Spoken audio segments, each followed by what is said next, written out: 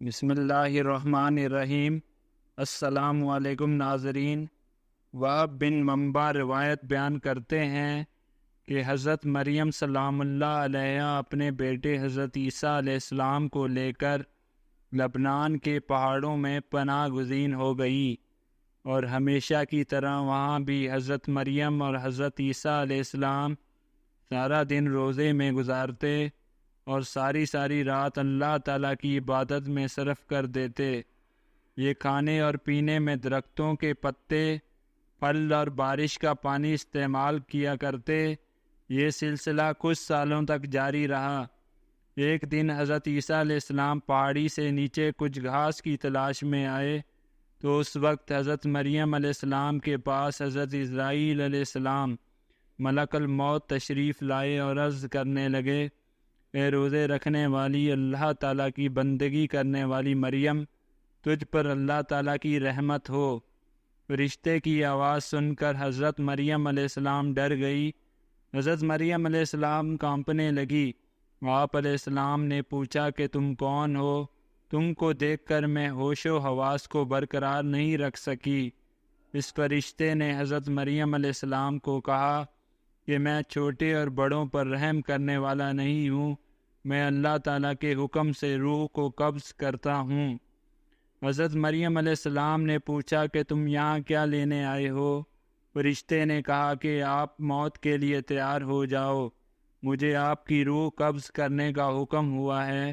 حضرت مریم علیہ السلام نے کہا کہ میرا بیٹا عیسیٰ پہاڑی سے نیچے گیا ہوا ہے، میرے بیٹے کو آ لینے دیں، میں اسے کچھ نصیحتیں کر لوں۔ اس پر ملک الموت نے کہا کہ مجھے اللہ تعالیٰ کی طرف ایسا تاخیر کرنے کا حکم نہیں ہے، میں تو اللہ تعالیٰ کی مرضی کے بغیر مچھر کی جان بھی قبض نہیں کر سکتا۔ اللہ تعالیٰ نے مجھے ابھی اور اسی وقت آپ علیہ السلام کی روح کو قبض کرنے کا حکم دیا ہے۔ میں اللہ تعالیٰ کے حکم کو پورا کرنے کے لیے آپ علیہ السلام کے پاس آیا ہوں۔ حضرت مریم کہنے لگی، اگر میرے مولا کی رضا ہے تو میں بھی تیار ہوں۔ چنانچہ حضرت مریم کی روح قبض کر لی گئی، اس حال میں کہ آپ لکڑی کے تنے سے ٹیک لگائے ہوئے بیٹھی ہیں۔ حضرت عیسیٰ کو واپسی پر تاخیر ہو گئی، اور آپ رات کو جب واپس آئے تو دیکھا کہ ان کی والدہ درخت کے تنے سے ٹیک لگائے بیٹھی ہیں، تو آپ نے سمجھا کہ والدہ سو رہی ہیں۔ آپ اپنی والدہ کے سامنے کھڑے ہو گئے اور کافی دیر کھڑے رہے، پر والدہ جب نہ اٹھی تو حضرت عیسیٰ نے سوچا کہ والدہ کو جگا لینا بہتر ہے، کیونکہ انہوں نے صبح سے کچھ نہیں کھایا ہے۔ آپ والدہ کے بالکل پاس گئے اور عرض کی، اے میری والدہ اٹھیے، دیکھیے اندھیرا گہرا ہو چکا ہے اور یہ وقت تو آپ کے گریہ و زاری کا ہے، کیا آج اللہ تعالیٰ کی عبادت نہیں کرنی؟ آپ نے پھر حضرت عیسیٰ علیہ السلام نے سوچا کہ لگتا ہے کہ ماں میٹھی نیند سو رہی ہے، اس لیے انہیں مزید اٹھانے کی کوشش نہ کی۔ پھر محراب کے سامنے کھڑے ہو گئے۔ آپ علیہ السلام نے کچھ نہ کھایا پیا۔ آپ علیہ السلام دیکھ رہے تھے کہ حضرت مریم علیہ السلام اٹھے، ماں اور بیٹا دونوں مل کر روٹی کھائیں، یہاں تک کہ رات کا آخری پہر ہو گیا۔ حضرت عیسیٰ علیہ السلام محراب کے پاس کھڑے رہے یہاں تک کہ صبح ہو گئی۔ پھر حضرت عیسیٰ علیہ السلام نے اپنی ماں کے چہرے مبارک پر اپنا چہرہ رکھ کر بولا، ماں جی رات بھی گزر گئی ہے، اب صبح ہو گئی ہے، نماز کا وقت بھی گزر گیا ہے۔ حضرت عیسیٰ علیہ السلام یہ باتیں کر کے رونے لگے۔ آپ علیہ السلام اتنا روئے کہ آپ علیہ السلام کو دیکھ کر فرشتے اور پہاڑ بھی کانپ اٹھے تھے۔ فرشتے بھی آسمانوں پر رو رہے تھے۔ اللہ تعالیٰ کی طرف سے فرشتوں سے دریافت کیا کہ تم کیوں رو رہے ہو؟ فرشتوں نے جواب دیا، یا اللہ آپ بہتر جانتے ہو کہ ہم کیوں رو رہے ہیں۔ پھر خدا کی طرف سے وحی نازل ہوئی، اور پھر حضرت عیسیٰ علیہ السلام کو ایک آواز سنائی دی، اے عیسیٰ اپنی ماں کے چہرے سے منہ کو ہٹاؤ۔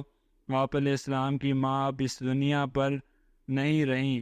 اللہ تعالیٰ تم کو عظیم اجر عطا فرمائے گا، تم کو صبر عطا کرے گا۔ اس پر حضرت عیسیٰ علیہ السلام کہنے لگے کہ اب میرے دکھ درد اور بھوک پیاس میں میرا غم گسار کون ہوگا، میری مدد کون کرے گا؟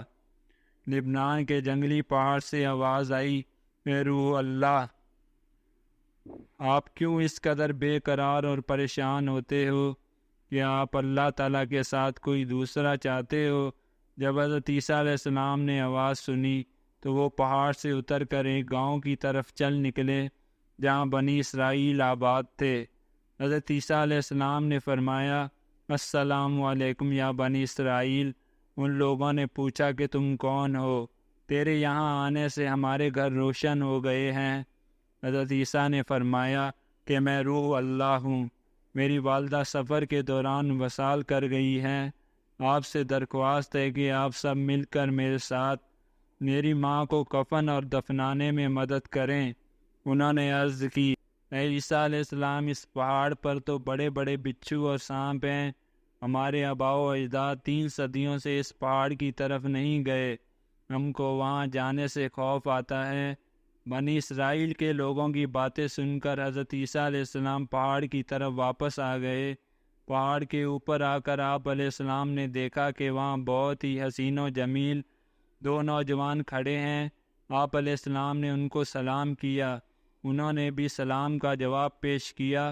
حضرت عیسیٰ علیہ السلام نے ان 2 نوجوانوں سے بھی یہی درخواست کی کہ میری ماں اس دنیا سے پردہ کر گئی ہے، کیا تم میری ماں کو دفنانے میں میری مدد کرو گے؟